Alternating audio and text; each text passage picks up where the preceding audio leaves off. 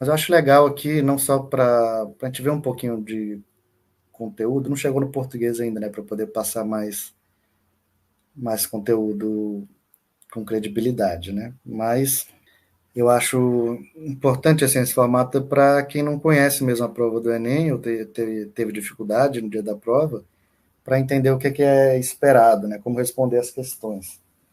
Você vê que as questões são de interpretação de texto, né? Envolve um pouco de teoria também, mas está te pedindo habilidades de interpretar vários tipos de texto, né? Multimodais, musicais, português, inglês, espanhol. Só que tem que ficar ligado que as respostas geralmente tem mais de uma resposta correta do ponto de vista do texto. Você não pode pegar o texto como um todo, mas sim o que foi perguntado. Né? Isso é importante. Questão de número 11. De quem é esta língua? Uma pequena editora brasileira, a Urutau, acaba de lançar em Lisboa uma antologia antirracista de poetas estrangeiros em Portugal, com o título Volta para a Tua Terra. Ou melhor, Volta para a Tua Terra. Então, é uma editora brasileira que lançou em Portugal um livro de poetas estrangeiros em Portugal. Meio difícil de entender, né? Mas seria tipo a coletânea de poetas que são imigrantes. E com esse nome Volta para a Tua Terra, que é uma frase que os imigrantes ouvem bastante, né? E tem um problema muito presente hoje da xenofobia e do racismo em Portugal. Eu já vi, inclusive, portugueses que criticam, que denunciam, que até debocham disso, né? Mas a verdade é que tem bastante isso lá, principalmente voltado aos imigrantes, né? Não necessariamente aos turistas. E esses imigrantes também eles vêm do Brasil, eles vêm de Angola, Cabo Verde, Marrocos, do mundo inteiro, assim, basicamente, né? Mas gente marrom, né? Que não é tão benquista lá.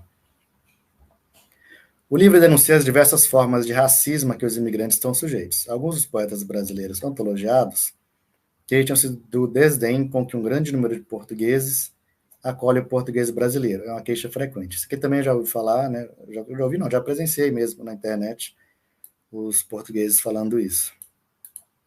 Aqui em Portugal, eles dizem que nosso português é errado, que nós não falamos português, escreve a poetisa paulista Maria Júlia Pinheiro para concluir.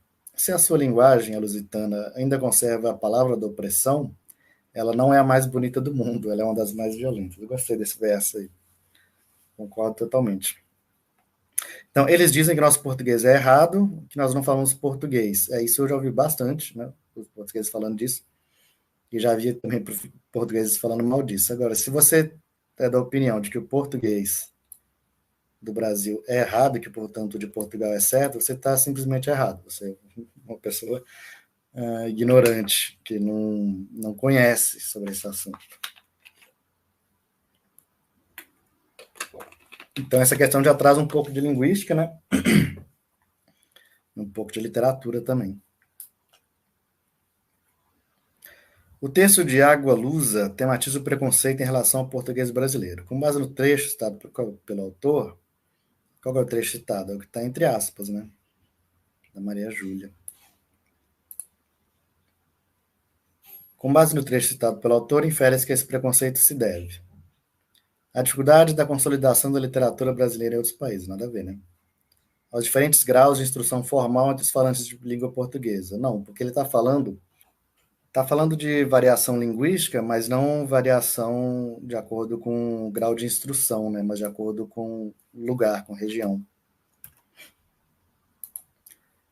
A existência de uma língua ideal que alguns falantes lusitanos creem ser a falada em Portugal, exatamente. Né? Então, existe uma língua ideal, que existe não, né? Eles têm a ideia de uma língua ideal, que não existe, e que alguns falantes lusitanos creem ser a falada em Portugal. Sim, eles creem, né? Eles dizem, como está aqui, e eu já vi portugueses falando isso. Esse preconceito se deve à existência de uma língua ideal, segundo eles, né? Que creem ser a falada em Portugal. Então, essa seria a língua correta e todas as outras a língua errada. Então, letra C, número 11, letra C. ao intercâmbio cultural que ocorre entre os povos dos diferentes países de língua portuguesa. Não, de forma alguma, né? Porque aqui o preconceito, né? O preconceito está justamente se opondo a esse intercâmbio cultural, né? Então, não são opostos. A distância territorial entre os falantes de português vem em Portugal e no Brasil também não tem nada a ver, né? Distância. Então, número 11, letra C.